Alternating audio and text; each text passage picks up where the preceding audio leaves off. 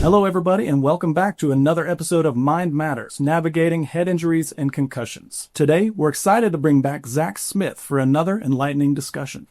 Zach is a renowned speech-language pathologist with extensive experience supporting individuals affected by neurological communication and swallowing disorders.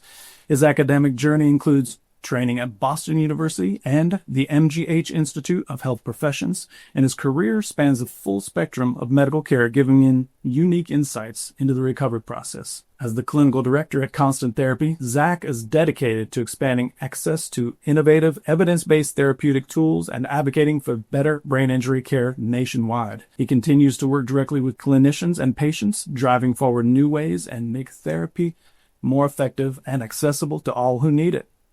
All right, Zach, it's great to have you back on the show today. Great to be here, Kiley. Excellent. Looking forward to another good discussion. Me too. I'm Kiley Como, your host and legal nurse consultant here at Shane Smith Law. So if you didn't catch our last episode, audience, please do yourself a favor, go back and watch that. We started off with Constant Therapy, what they do. We really dug into the nuts and bolts of Zach's expertise with aphasia, cognitive processing issues when you're talking about brain injury, TBI, that sort of thing. So today we're going to dive more into kind of get some deeper waters into the Constant Therapy app and some of the more innovative and exciting things that they're doing there on Zach's team. So Zach, what unique role does Constant Therapy play in the brain rehabilitation journey? Yeah, so I think that the best way to answer that is kind of go back to the beginning. Constant Therapy has been around now for a little longer than I've been practicing, and at that point, our founders really noticed that a tool like Constant Therapy, where it was a more app-based tool. It was constantly evolving for the patient.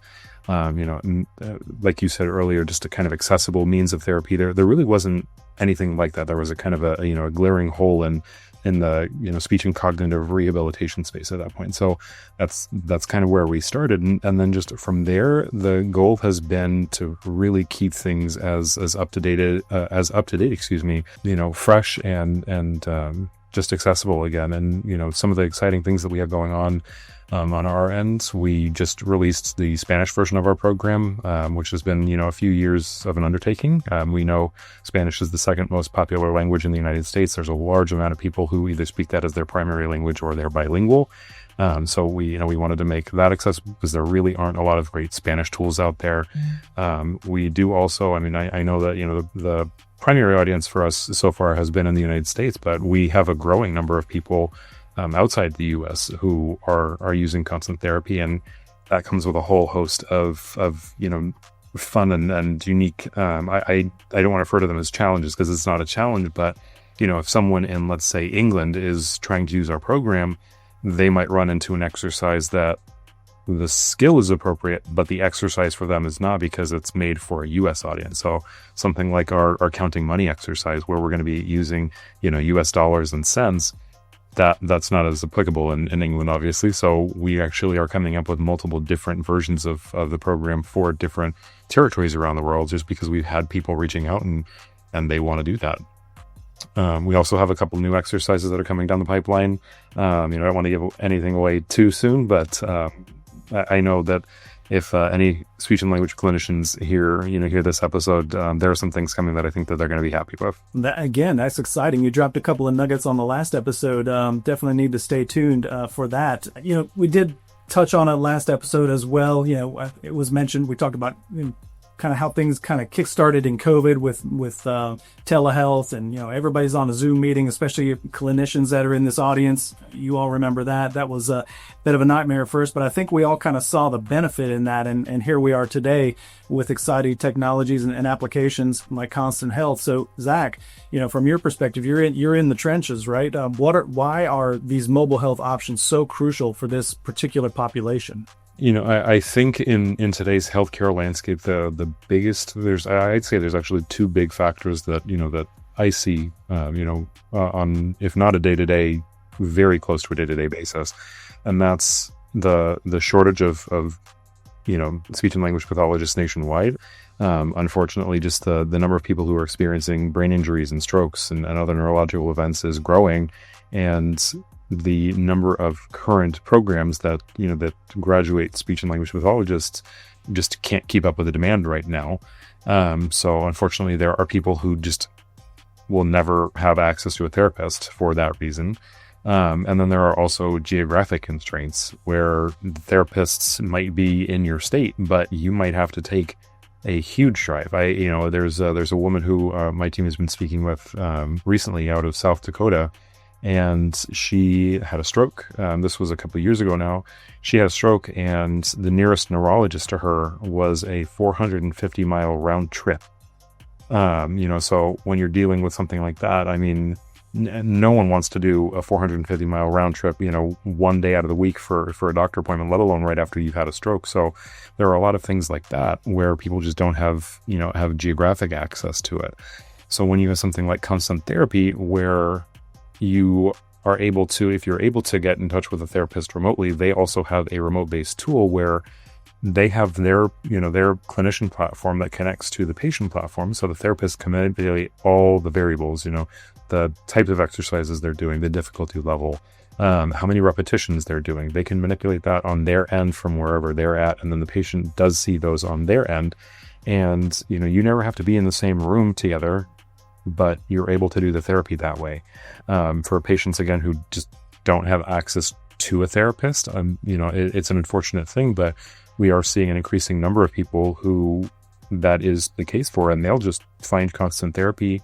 They download the program, and there is artificial intelligence in the patient version, because that is how the program functions. Is the patient will sign in, do their exercises, and as they are doing their exercises, the program learns about them and will advance their program appropriately, whether it's adding in new exercises, making things more difficult, things like that. So these patients who just don't have access to a therapist, they now have a tool that they can use on their journey, rather than I use the word stagnating. They have their brain injury, they don't have access, but that's it. They just kind of say there's nothing for me to do, and that's not the case. They have this tool that's smart and learns with them and learns about them and moves them forward.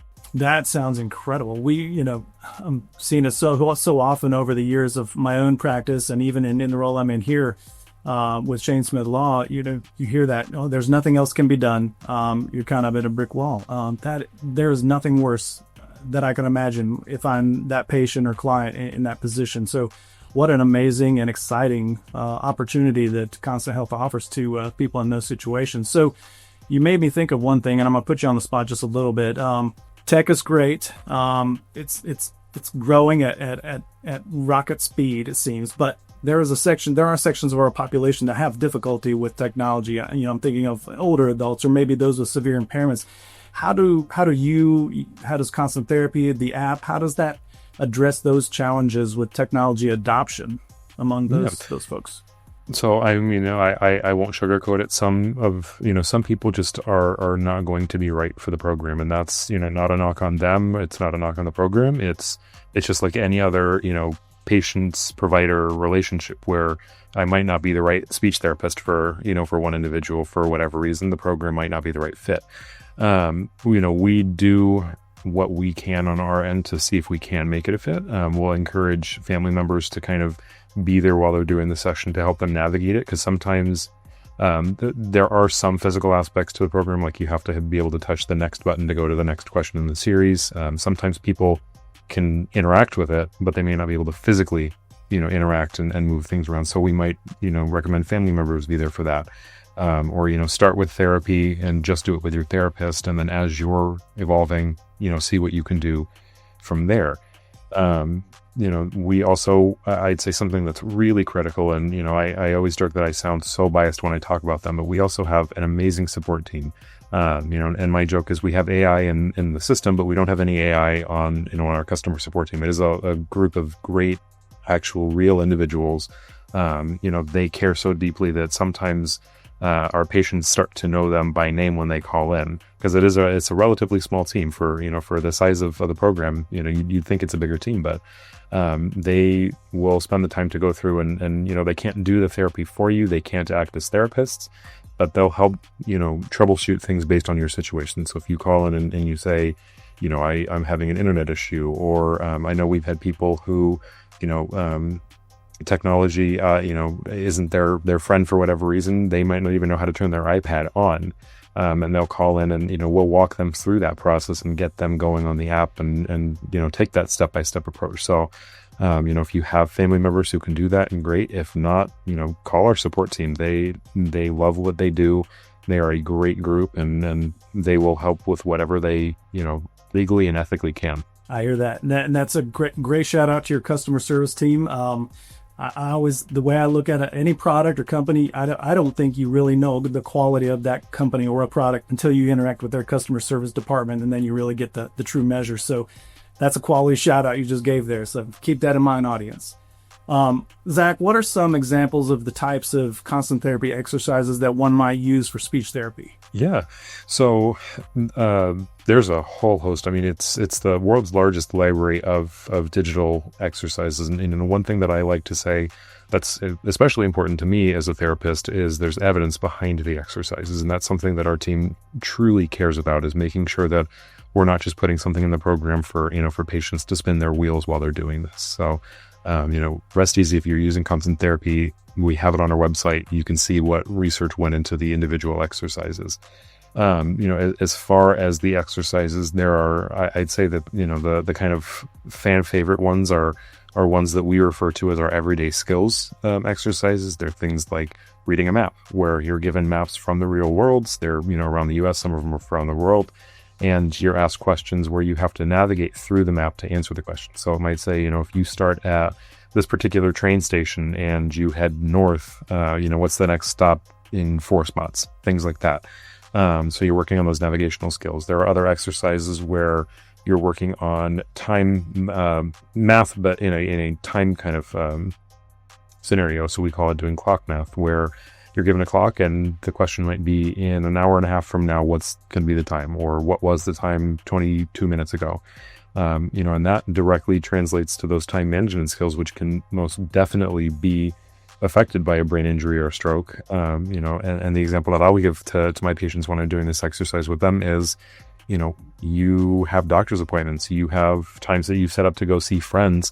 And if you aren't working on this time management piece, how are you going to get there on time? How are you going to know, how far in advance to leave, to make sure that you're getting there, on time and safely. So there's things like that, and a whole host of other things that fall under our everyday skills. We also have kind of the, I don't want to call them the more traditional exercises, because they're not, but we have exercises where you might work on naming a picture, where you're given a picture, and our system does have speech recognition software in it, where it'll listen to how you say the word, and it'll let you know, did you get it right or not. We have exercises that work on your ability to understand, where you're given instructions and you have to manipulate things on screen based on what you're hearing. We have repetition exercises, we have reading exercises, writing exercises, and then a whole host of cognitively focused exercises that might work on your attention, your memory, problem solving, kind of your highest level executive functioning. So, I describe it to my patients as that inner voice that kind of helps you plan and prep and realize how you did things well, how you might have improved your performance on certain tasks, things like that. So we have all of that in the app. And I'm sure you're just scratching the surface. And I think, again, listeners, if you didn't see that first episode, head back and watch that after this, because we dug a little bit into this. We're going to get a little deeper. So you talked about how the app is very much individualized, customizable almost, and AI driven more or less. So if I'm new to the app, if I'm coming in, I've got this, subacute, injury, and I'm out of the hospital, I'm rehabbing. How does the app know where to start me? Yeah. So when you sign up for the program, if you're working with a therapist, generally speaking, the therapist is going to sign you up. But if you're on your own, you're one of those people we were talking about earlier, who just doesn't have access to a therapist, you can sign yourself up. But essentially, when a profile is being made for you, whether you're doing it or a therapist is doing it, you're actually walked through some questions up front, and we'll collect information as far as, your age, when you had your event, what type of event you had. But I'd say to really get to kind of the meat and potatoes of your question, Kiley, we have a question that says, what are you having difficulty with. And there's a whole host of different things, and you can check off as many boxes as you need to. And from there, all the information that we ask from you, it's fed into our AI system. And there is research that we draw on from that'll make these recommendations of exercises based on, things like the types of issues you had, how long you've been dealing with these issues, whether you had a stroke or a concussion, because, generally speaking, concussion might recover faster than a stroke. Things like that. So you might be able to tolerate higher levels of difficulty compared to someone who might need to start a little bit, on the easier side. So there's a bunch of kind of behind the scenes stuff, but really the knowing what to do just comes from signing up from your profile. That sounds pretty amazing. You kind of make me want to go find the app and play with that a little bit. I'm thinking of it. I don't know if I have it in my mind quite right, but it almost sounds like there's almost a game aspect to it. And I know, people that interact with games or just getting that feedback really is important. Scores and you're doing great or achievements or whatever. Does Constant Therapy track that kind of progress? Do you give that kind of feedback? Yes, we do. And I would say that's a huge piece of the program. And, I'll use what you said as far as a game, on my end, personally, I don't look at it so much as a game, as far as kind of how you interact with it, but I know that there are a lot of people who use the program on a daily basis. They do look at it as kind of a game where, you're manipulating these pieces and doing things like that. So that piece of it, the game aspect, it's very much a matter of perspective. But as far as tracking your progress and getting that feedback, which, it's motivating, one, but it's also crucial for your recovery to know how well you're doing. You get that at so many different steps through your journey with Constant Therapy. So after you've completed an exercise, we'll go with, let's say you're doing an exercise on following directions and you have it set that you're going to get 10 different questions in that exercise. You're going to get immediate feedback on, at the question level, did you get that incorrect or correct? And then after you've done all 10, you're going to get kind of a composite score that's going to look at your accuracy. It's also going to look at how fast you were. And then from there, you're going to continue to get that throughout the exercises that you do every day. But we do also have a tab in the report or in the app for our users, both on the clinician end and the patient end, where you have access to progress notes that give you your accuracy, your response time data over time. So you can actually see in the program how you're changing on a day-to-day, week-by-week basis, and you can actually track yourself. And one thing that I like to point out to my patients is right on the home screen of the reports, right at the bottom, there's a little graph that kind of tracks your accuracy over time. And when you do the exercises enough, you actually start to get a trend line popping up. And some patients will start to see that line just kind of creeping, up in the right direction. And, what better motivation than to see all the hard work you're putting in. You can just see in black and white there how you're doing. I love that. That sounds pretty cool to me, Zach. Is there anything else you wanted to add? Yeah, I'll kind of go with what you said as far as that individual piece. I know it's something that we were talking about in our last episode, where for brain recovery, brain injury, stroke, whatever the issue is that's presenting, the individual aspect of therapy is so important. And not to say that I wasn't guilty of this early in my career because that's what tools were available, but a lot of times, back at that point, you'd see people kind of pulling out textbooks and making copies and just handing out exercises. And, they not to downplay it, they do play their role to some degree, but those pages never change. If I were to go dust off the book that I used 10 years ago, they're still the same exercises that I was doing 10 years ago. Versus something like Constant Therapy, it's something that we take pride in, where we do update it regularly. It advances and updates with you as you're going through your recovery, and no two people are going to get the exact same, set of exercises. And even if you do, for, you're the 1 in a million shot that happens, the questions that you're going to get are going to be different because you might not be at the exact same level. You might be working on things in a different order. So you can truly customize everything about it. Even down to what order the exercises you do. You get the exercise and you can put them in a specific order. And that's crucial not only to recovery, but to motivation. Who wants to do the same thing over and over and over again? You're going to give up and just call it quits after, a week of that. So I'd say that, if you're looking for a tool as far as speech, language, and cognitive rehab, please check us out. We do have a 2-week free trial. We don't hold you down to just subscribing after that. If you do the 2 weeks and you like it, you can continue. If you decide it's not for you, we don't collect a credit card up front. Those 2 weeks are on us. You can try it and see if it's a good fit. That's great, Zach. Thank you so much. Of course. Thank you. That wraps up another episode of Mind Matters, Navigating Head Injuries and Concussions. We sincerely thank Zach Smith for joining us again and for the invaluable insights he brought to today's conversation. For more information about Zach and the resources offered by Constant Therapy Health, visit constanttherapyhealth.com. We hope you found this discussion as enlightening and thought-provoking as we did. If you enjoyed the episode, don't forget to hit the like button and subscribe to stay updated on our ongoing series. We'd love to hear your questions and ideas too, so leave us a comment below and share your personal experiences or what topics you'd like to see covered. As before we go, always a reminder, if you're in pain, call Shane at 980-999-9999. Take care and join us next time on Mind Matters. In pain, so I call Shane. 980-999-9999. In pain, call Shane.